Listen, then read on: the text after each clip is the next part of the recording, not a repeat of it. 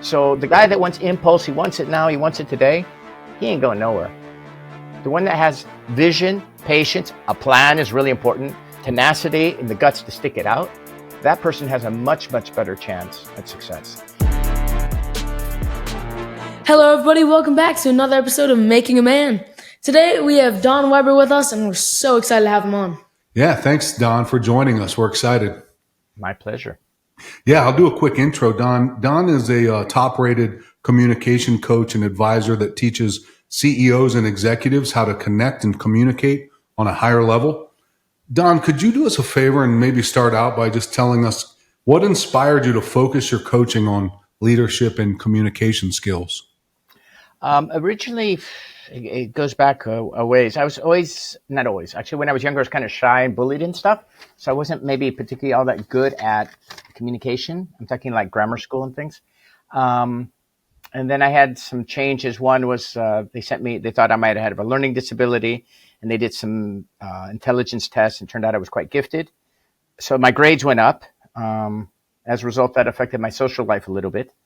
But still was maybe a little bit challenged in that way. But I think where I really honed my communication skills was more of a survival thing. So I just had a natural ability to be able to be frank, to be able to manipulate people, and read people and be very sensitive how people are feeling. So it's very good for empathy, but it depends how you're using it. If you're like a narcissist and you're using it, it's not a good thing. If you're using it to help people, it's a very good thing.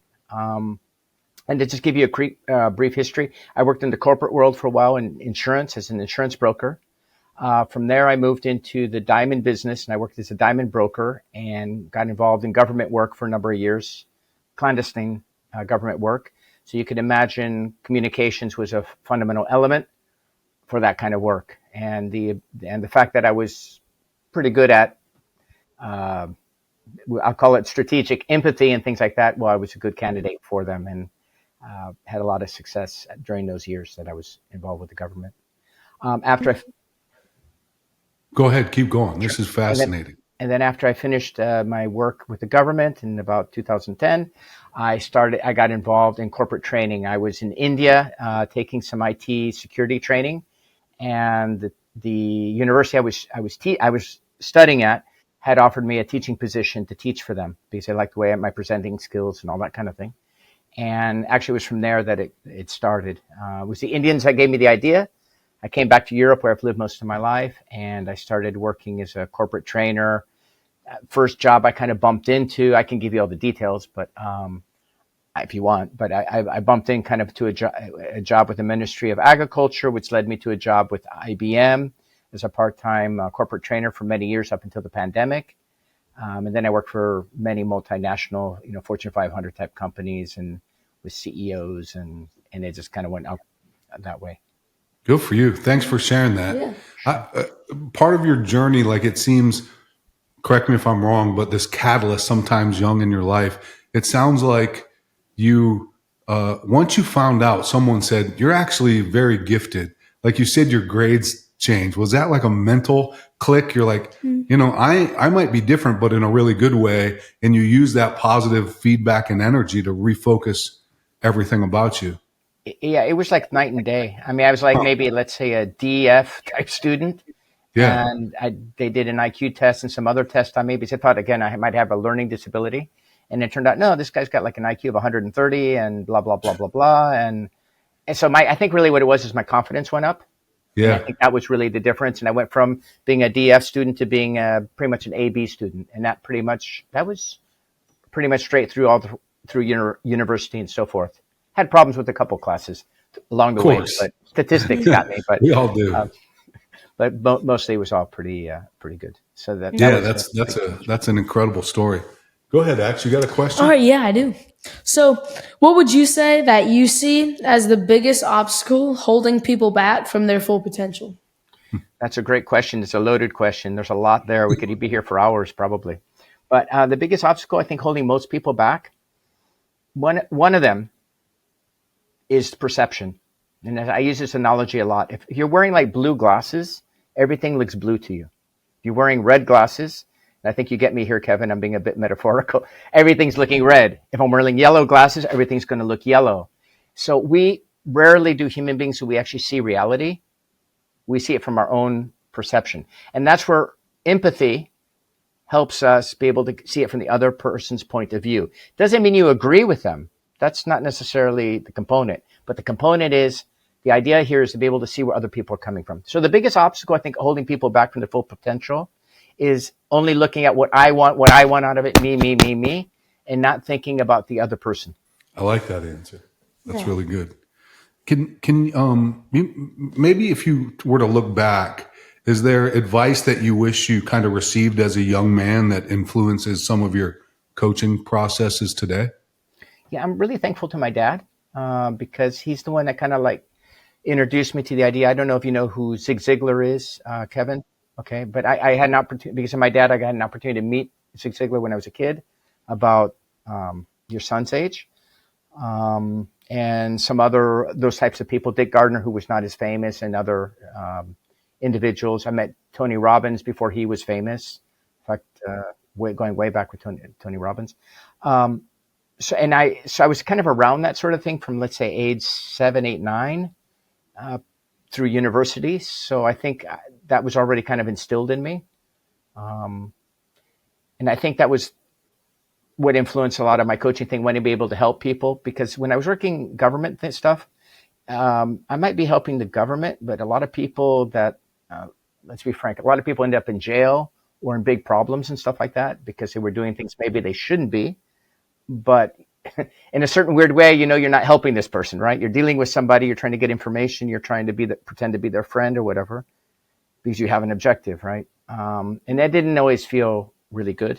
I mean, it felt good to have the success, to achieve the objective, but sometimes you felt really bad for people, So at least with coaching, I'm able to help people, and I know nothing bad is going to happen to them at the end. So it's really kind of a 180 pivot. Don, your response made me think. My wife tells a story sometimes. When she was young, she got grounded. Something happened, and they put her in her room and made her listen to Tony Robbins and like take notes down. And she said, just that, it was like she thought it was a form of punishment and was bummed out, but it changed her whole. She went from wearing a certain color glasses to taking them off and seeing the world differently, and it really changed her. So. I do believe in that stuff. It's absolutely true. It's how you look at stuff and how you perceive. I mean, one of his big earlier trainings was human beings were motivated by pain and pleasure. So we're always going to gravitate towards stuff that we like and pleasure, and we're going to tend to shy away from stuff that causes pain. Example, you want to lose weight, right? You want to go on a diet. Well, you'll get a lot of pleasure from eating that, I don't know, that hamburger or that chocolate bar or whatever. But if you got to go for that run, that's kind of pain, right? For most people. The difference between the person who goes running every day and eats less chocolate bars is they've learned to associate more pleasure to going the running, and maybe even a certain amount of pain to eating that candy bar. So it's perception. It's how we look at stuff. But regardless, all human beings in this way, we're all wired the same. We chase after what makes us feel good, and we shy away from that scares us or is uncomfortable, right? So if we procrastinate, all we're doing is we're staying away from stuff that we feel is going to bring us pain or is uncomfortable or is outside the comfort zone or whatever. And that's all that's going on there. But most people don't recognize that. So what are some things that young people can start doing to become better communicators? Because I feel like right now, everyone in my school and like a lot of people really, well, not all, but a lot of people are really bad communicators, I feel like. I agree with you. I really do. And your dad's a really smart guy by having you get you on these podcasts because you have an opportunity to communicate and interact with people. Mm-hmm. It's a very smart idea. Put down the phone several hours a day. I think the idea that they're going to ban phones out of schools in certain states under 15, I think that's a great idea. Because, the phone is a tool and all that, but it really is an addiction. And I see a lot of older people, friends of mine, that are just like, I'll give you a scenario. My niece, she's 21, something like that. She hangs out in her room with her friends and stuff like that, all laying around on the bed, watching movies, and they're sitting there like on their phones. They're not talking. They're in the same room together, watching a movie, and they're like doing whatever on Instagram or TikTok or whatever. I mean, that's kind of weird. I mean, if you think about it from a communication standpoint, Okay, yeah, you've got people around you, but you're not interacting. And as a result of it, yeah, people become very shy. Um, it comes across as bad mannered because rather than know how to say, excuse me, are you, let's say you're at the gym, give you a real example, right? Where I'd say, excuse me, can I use the bench? Because I don't want to interact with you. I'll just like jump on it, kind of thing. That way I don't have to talk to you and it's just easier. So I'd say put down the phone and work the muscle. It's like going to the gym. The more you work it, the stronger it gets. And then if you stop working it, it starts getting softer and out of shape too. So it's Axel has a phone that we give him to like communicate with us and so that he can reach out to us. But we went fishing this weekend, Don. We went on just Axel and I went to this cabin on this lake and we were fishing and he was out on this dock and he had his phone doing videos or something and he dropped it in the pond. And I've noticed in the last couple of days, he's just been more like in tune, like we're talking more and he's out doing blowing leaves out of the yard and doing more active things that he probably should be doing than on the phone looking at videos. The funny thing about that, I was on the phone with my grandma, so I wonder what her POV it was. That is just like she just saw it drop into the water. And so there's two benches. The bench I was sitting on just coincidentally had a humongous gap in it, and then the other one didn't. So and it fell right through. Well. I noticed that you're communicating better. Maybe Don's got a point here.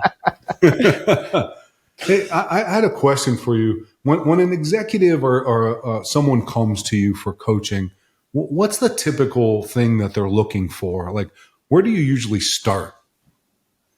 I listen a lot, and everybody's different. I mean, are you talking like the Uber VIPs, or you're talking like the normal middle managers?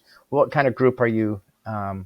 Yeah, I would say like a high level CEO of like, hey, I need to communicate better. I'm not getting my point across to my team and the message is getting lost. Where are you starting from? Okay, you have and the like really high successful Fortune 500 CEO or COO or CFO or those kinds of people. Typically they've been trained in communications generally, right? But you have the scenario where they have to give a very important presentation at some embassy or their annual thing with thousands of employees. So they'll come and maybe spend a week with me and we'll work on that presentation. Maybe even help them write their presentation. But they have good like public speaking skills. They just need to polish it up for that one event. Okay, that's one scenario. Then you have the other scenario where people, they're having problems with managing their team and getting people to see the strategic vision of what the CEO is, the direction. So it's kind of like this, as I say, it's like a ship, right? You got a captain, but if the captain of the ship, he wants to go over there and he can't communicate his orders or his instructions to the crew, it's going to be really hard for them to get to their destination, right? So as a leader in a company or something, you can't, obviously, there's no longer like on a ship, at least you have more control because people aren't going to jump over. But when you're dealing with people in corporations, stuff like that, you really need to look at what motivates them. And that, back when I worked in the government, that was my number one thing, is figuring out what motivates this guy. Usually it was a guy. It could be a girl, but normally it always was a guy. What motivates this guy? What's he after? Is he money, power? Is he running from something? What's his real motivation? And sometimes you got to get into their values and beliefs. And that you can do just by listening and asking smart questions without being too obvious about what you're doing. So you can motivate people by motivation. And what motivates people? Some people, money, rewards, prestige. So you've got rewards, money, that kind of stuff. Then of course you've got what we call ideology, which could be like religion, political beliefs, and things like that. Then you've got, we can force somebody to do something where you like pull out a gun or a knife and say, you do this or I'll shoot you or stab you. Okay, that's another kind of thing, but that's maybe more of a military or police type way of motivating people. And then the last one, you've got ego, right? Ego, you give them, we're going to make you executive VP. We're going to give you this title, this prestige thing. Different things make different people tick differently, right? So what I'm getting at, some people could be rewards and could be ego, could be a combination of things. So trying to identify what the motivator is for that person and working on that motivation. There's an old adage that Dale Carnegie used to say is give people a good name to live up to. And this works really well too. Are you familiar with that expression? Yeah. And it works really well because people generally, if they respect you as the boss or as a person, generally people don't like to let people down that think well of them because it makes them feel bad. There we go. That pain pleasure thing, right? So that's another technique in order to motivate people. The managers or leaders that get in trouble is when their egos get out of check, and I've seen that happen in big companies where they lose touch with reality or with people. They I'm flying around in my private jet and I'm just too cool for school, and those people unfortunately they have a hard time. They usually don't. Oftentimes they don't last that long in their jobs. This ivory tower syndrome almost, where they lose connection with the people that are making everything hum and go. Exactly. Yeah. It's, One of the things Ax and I talk a lot about is like trying to put yourself sometimes, the way you can grow is putting yourself in maybe uncomfortable situations that you're a little nervous about. How do you encourage people, particularly young people, I would say, to overcome their fears and to take that step and to try something and not being afraid of looking dumb or a failure? How do you encourage that? That's a great question. Well, one thing is you got to put it in perspective, right? I mean, a lot of times ask yourself, well, in a year from now or 6 months from now, even better, in a month from now, who will care? Right? Okay. Maybe they will care in a month from now. So 6 months or a year from now, who will care? 10 years from now, who will care? So if you put it in perspective in the big picture, that's one way to reduce the feeling of intimidation. And okay, if you're going to take a risk, you need to be smart, right? You need to have maybe a plan B. I'm not a big fan of the thing, burn the ships and just go for it. I mean, there is some value to that concept, but I don't think that's necessarily the best for everybody. But so you should, evaluate what are the risks, what are the downsides. If the worst happens, what do I do? So you have a plan, right? And then just bite the bullet and go for it. Exactly. Plan, calculate, and then say, okay, well, I have a 70% chance I can succeed here. If I don't succeed, this, and this will happen. But you know what? I can bounce back from it because of that. And when you're younger, you can take a lot more risk. As you get older, you have to be a little bit more careful or more conservative because you've got less time on your timeline. The timeline starts getting shorter. I do think that's a good point. I think the reason sometimes, especially when you're younger, that you won't do something is you're afraid on how you're going to look and how people are going to perceive you. When Don's right, like 6 months from now, people aren't even going to remember it. Like some of my friends have come to me too, like, dude, I don't want to do this. Like, yeah, like I can trust you, but like I don't think I can do this. Like, what if like she thinks of me that way, or like he thinks of me that way? You just sometimes you got to do it, right? You have one? Yeah. So what would you say is the best way for people to get in touch with you? Oh,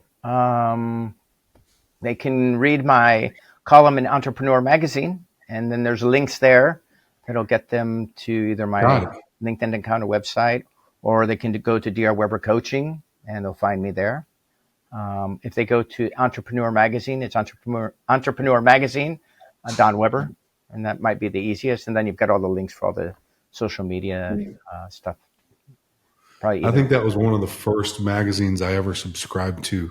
Cool. Like when I was younger, entrepreneur and trying to figure it all out. And when you're starting out on your own and trying to really get the confidence to go build something. So there's a lot of good resources. I need me a copy of one of those. Yeah, it's pretty good. Yeah. Don, anything as we kind of close up, is there anything else that you would share with Axel and I of things, key attributes that young people should be thinking about to be successful, to be better communicators, to be better leaders in their life? Look long term. When people, they say, well, China, Japan, they have 1,000-year plan or 100-year plan. The problem that we have is everybody wants it now. And life doesn't work that way. It just doesn't. And very few people are going to get it now. I mean, if you look at Michael Jordan, you look at Tiger Woods, you look at Rafael Nadal. You look at Schumacher. Any of the great like athletes or people who have accomplished a lot, or Gordie Howe or Wayne Gretzky. These guys, they might have natural talent, but talent isn't enough. They worked really hard to get where they wanted to go, and it takes years. So the guy that wants impulse, he wants it now, he wants it today, he ain't going nowhere. The one that has vision, patience, a plan is really important. A strategic plan is very important, but has the tenacity and the guts to stick it out. That person has a much better chance at success. And I think success will be a lot easier in the future, in spite of AI and all that, because most people, they're impulsive. They want it now. They want to click a button and get that instant dopamine rush. And life doesn't work that way. It just ain't. It just isn't. Most things just don't happen that way. I mean, Amazon might, but yeah. No, we talk a lot about having a commitment to like a longer, being committed to something. Success is certainly not linear. It's not a straight line from point A to B. And there's going to be some really down days, and how you get through those days is ultimately going to define you and what you become, right? Yeah, absolutely.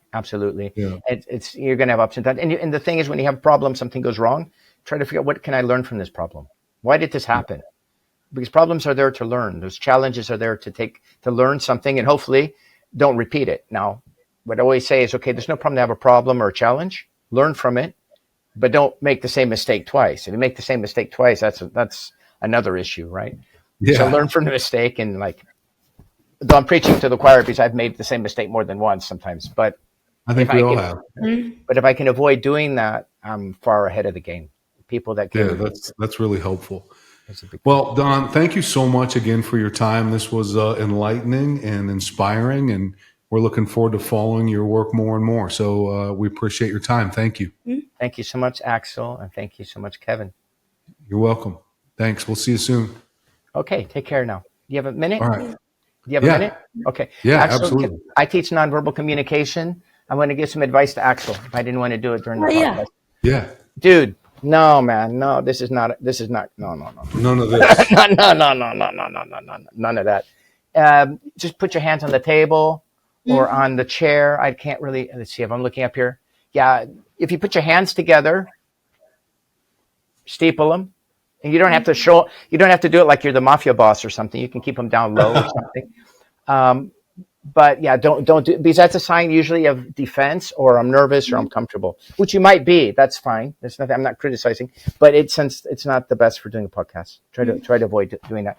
Let people see your hands as much as possible. You don't have to be going like this. Hey, here I am. That's not. Yeah, necessary. but communicating more, not closing yourself off like this. Yeah, right. Try not to do that. Actually, yeah. We might keep this in. This is good. Like this is the kind of stuff that I want to keep in there to show him if you're okay with it. Yeah, I am. I just didn't want to do it and call him out. Yeah, no, I appreciate that. That's our way to do it. We're getting thicker skin, so that's how we learn, right? Is to get feedback from people that know. That's cool, man. Yeah. Cool. How many episodes have you guys done? This is 28th. It's fairly new. We're, I think, 27, 28 now. Okay. Cool. Yeah. Cool. We just started, and we're trying to do 1 or 2 a week. And some of them are just him and I talking about an idea or a concept and recapping, going over a problem that him or I encountered, and getting feedback from each other. So it's been awesome. That's amazing. That's really cool. Yeah, you've been a great guest. Thanks a lot, Don. We appreciate it. You're very welcome. All right. Thanks so much. Bye. Have a blessed day. Bye now. You too. Thanks for joining us today on Making a Man. If you found value in today's episode, don't forget to subscribe and share it with others. Together, we can keep inspiring and guiding the next generation. Thank you. See you next time. Oh!